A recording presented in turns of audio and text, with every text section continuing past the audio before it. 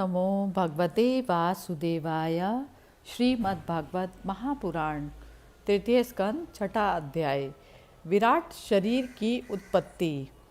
श्री मैत्रेय ऋषि ने कहा, सर्वशक्तिमान भगवान ने जब देखा कि आपस में संगठित न होने के कारण ये मेरी महतत्व आदि शक्तियाँ विश्व रचना के कार्य में असमर्थ हो रही हैं, तब वे काल शक्ति को स्वीकार करके एक साथ ही महतत्व अहंकार, पंचभूत, पंच तन मात्रा और मन सहित 11 इंद्रियां इन 23 तत्वों के समुदाय में प्रविष्ट हो गए।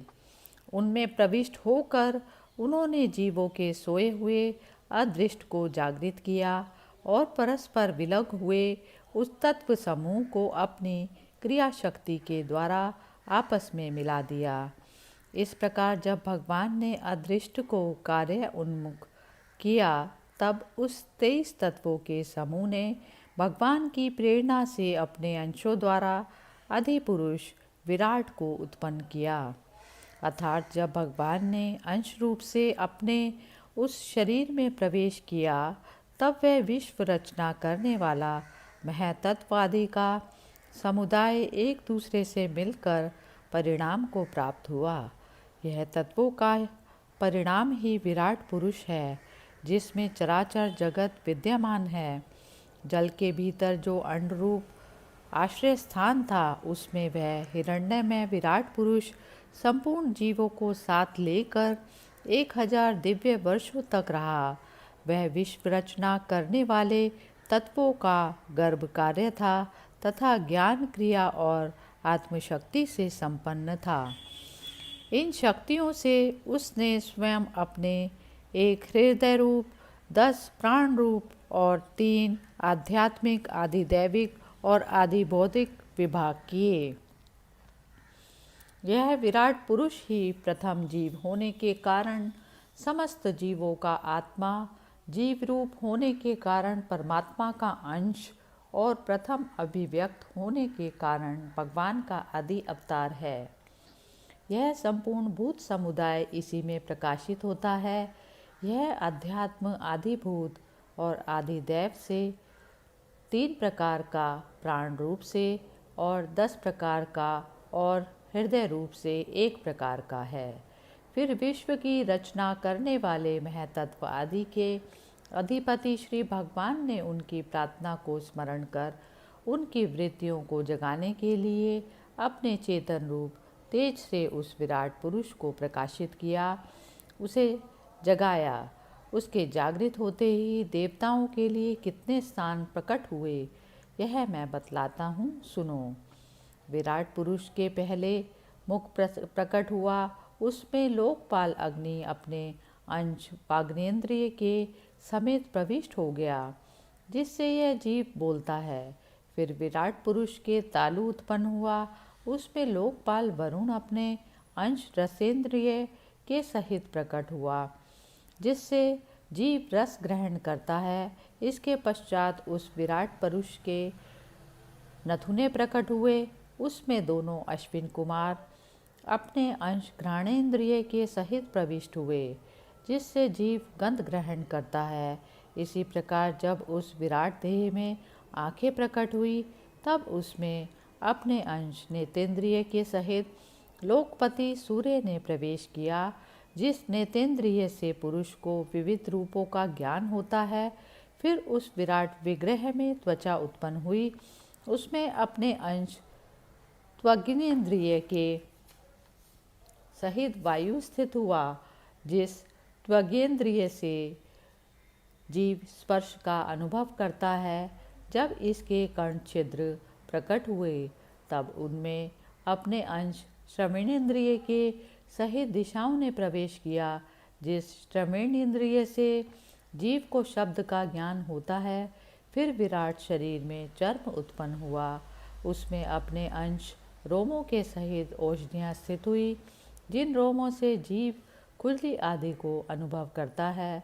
अब उसके लिंग उत्पन्न हुआ, अपने इस आश्रय में प्रजापति ने अपने अंश वीर्य के सहित प्रवेश किया। जिससे जीव आनंद का अनुभव करता है। फिर विराट पुरुष के गुदा प्रकट हुई। उसमें लोकपाल मित्र ने अपने अंश पायु इंद्रिय के सहित प्रवेश किया। इससे जीव मल त्याग करता है।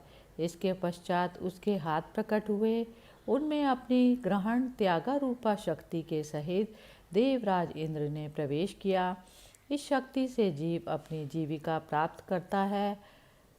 जब इसके चरण उत्पन्न हुए तब उनमें अपनी शक्ति गति के सहित लोकेश्वर विष्णु ने प्रवेश किया। इस गति शक्ति द्वारा जीव अपने गंतव्य स्थान पर पहुंचता है। फिर इसके बुद्धि उत्पन्न हुई। अपने इस स्थान में अपने अंश बुद्धि शक्ति के साथ वाक्पति ब्रह्मा ने प्रवेश किया। इस बुद्धि शक्ति से जीव ज्ञातव्य विषयों को जान सकता है। फिर इसमें हृदय प्रकट हुआ। उसमें अपने अंश मन के सहित चंद्रमा स्थित हुआ। इस मन शक्ति के द्वारा जीव संकल्प विकल्प आदि विकारों को प्राप्त होता है। तत्पश्चात विराट पुरुष में अहंकार उत्पन्न हुआ। इस अपने आश्रय में क्रिया शक्ति सहित अभिमान रुद्र ने प्रवेश किया। इससे जीव अपने कर्तव्य को स्वीकार करता है। अब इसमें चित्त प्रकट हुआ। उसमें चित्त शक्ति के सहित महतत्व ब्रह्मा स्थित हुआ और इस शक्ति से जीव विज्ञान चेतना को उपलब्ध करता है। इस विराट पुरुष के सिर से स्वर्गलोक, पैरों से पृथ्वी और नाभि से अंतरिक्ष आकाश उत्पन्न हुआ। इनमें क्रमशः सत्व, रज और तम, इन तीन गुणों के परिणाम स्वरूप देवता, मनुष्य और प्रेत आदि देखे जाते हैं। इनमें देवता लोग सत्व गुण की अधिकता के कारण स्वर्गलोक में मनुष्य और उनके उपयोगी गौ और जीव रजोगुण की प्रधानता के कारण पृथ्वी में तथा तमोगुणी स्वभाव वाले होने से रुद्र के पार्षदगण, भूत प्रेत आदि दोनों के बीच में स्थित भगवान के नाभि स्थानीय अंतरिक्ष लोक में रहते हैं।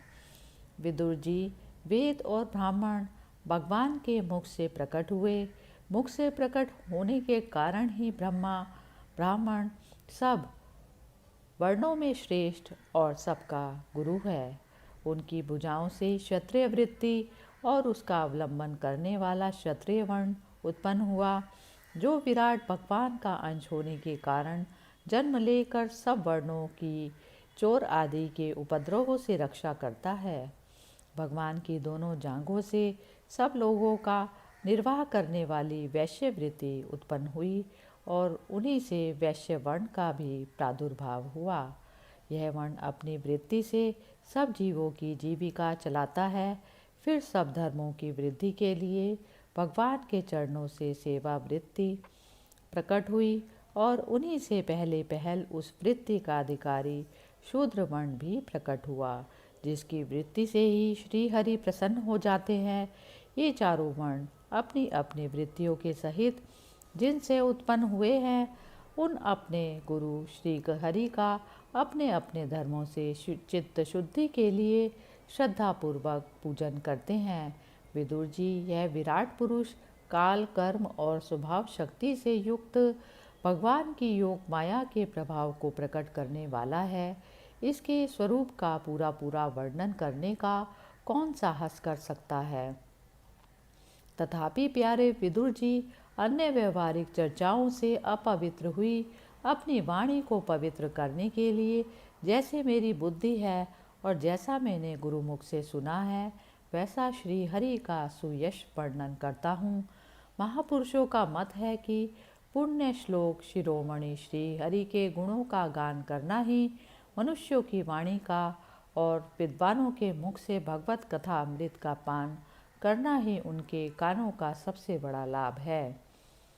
वत्स, हम ही नहीं, आदि कवि श्री ब्रह्मा जी ने 1000 दिव्य वर्षों तक अपनी योग परिपक्व बुद्धि से विचार किया, तो भी क्या वे भगवान की अमित महिमा का पार पा सके। अतः भगवान की माया बड़े बड़े मायावियों को भी मोहित कर देने वाली है। उसकी चक्कर में डालने वाली चाल अनंत है। अतएव स्वयं भगवान भी उसकी ताह नहीं लगा सकते, फिर दूसरों की तो बात ही क्या है। जहाँ ना पहुँचकर मन के सहित वाणी भी लौट आती है, तथा जिनका पार पाने में अहंकार के अभिमानी रुद्र तथा अन्य इंद्रिय अधिष्ठाता देवता भी समर्थ नहीं हैं, उन श्री भगवान को हम नमस्कार करते हैं।